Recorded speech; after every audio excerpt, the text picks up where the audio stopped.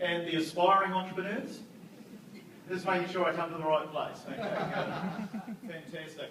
A little while ago, Pastor Paul was talking about success. Can you all see up here if I write the word success? Yep. Have I spelled it right? I think there's 2 C's. 2 C's. Spelling was not one of my best things. Okay. All right. So Pastor Paul was talking about the journey from success through to significance. Who remembers that? Yeah. And I was thinking about what does it mean to be an entrepreneur, to be successful, to go to that journey of success as an entrepreneur. Well, one of the things that we need to go through as entrepreneurs is this land called opportunities. Who would like some more opportunities? Yeah, absolutely. A few more opportunities would be great. Well, here's one of the ways to help you navigate through that land of opportunities. It's called opium.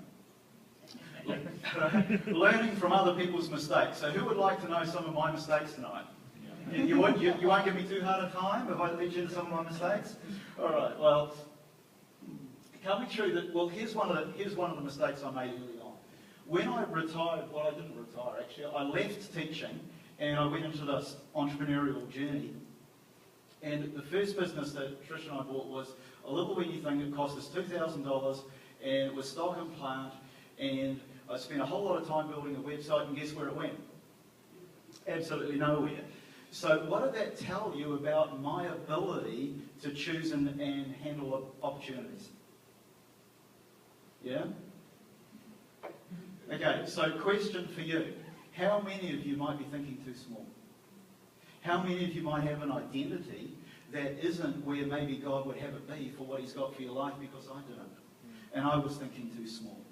And a little while later though, you know, I worked out that there actually are heaps and heaps of opportunities out there. In actual fact, how many opportunities are there out there, Scott? What do you reckon? Would there be absolutely, you know, like you couldn't handle them in 9 lifetimes, could you? Once you've been an entrepreneur for a while, you realise there's so many opportunities out there. Who's like that? Yeah? Who's got the desk to prove it? Yeah? Okay. Well, this is what I did, right? Dove in. There was one point there, I had 3 real estate redevelopments underway. I had an automotive dealership down in the Waikato I bought with no money down. It was a multi-million-dollar turnover business. And I had a joinery business out in Onehunga. And $750,000 later, I learned a few lessons from that. So does anybody else here stretch themselves too thin and had some financial lessons in the process? Yeah? Okay, so you can actually overcommit yourself in the opportunities. Would that be a fair thing? So where would be the ideal place to handle opportunities really well? What do you think? What would it take for you to have the wisdom and to be in the right place to handle opportunities really well? Would that be beneficial to you? I call this, if you like, the vantage line. Can you read my writing? The challenge is, some of you are probably like I've been, living over in a place over here. You might call that line the line of procrastination. Anybody know that one? Okay, or maybe it's the line of overcommitment. Or maybe it's the line of tolerance, you know. Sometimes we tolerate too much from ourselves, aren't we? A bit slack around the edges. Yep. Sometimes we tolerate too much from our staff. Anybody been there? Yep. Right? You could call this over here, maybe another thing is, one of my mistakes, was just being too nice. It can be the Christian thing to do. Do you know what the word nice means? Nothing inside me cares enough to tell you the truth. Wow. That's good.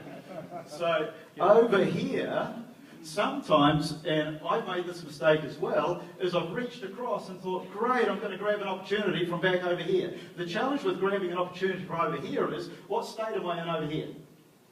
Bit of a mess, right? And if I grab an opportunity from over there, what typically happens? More chaos, under-delivery, yeah? And I'm not really, you know, doing the job properly, am I? Fair call? Fair call. So who's worked out now that the really smart thing to do would be to get your life up to this line? Yep. Would that be the smart thing to do? Yep. Thanks to a mentor of mine, Doug Hitchcock, who helped me out in this regard. So there's 3 tips I'd like to give you for getting your life up to that line. Would you like to know them? Sounds great. You would? Cool. Yep. You guys are awesome.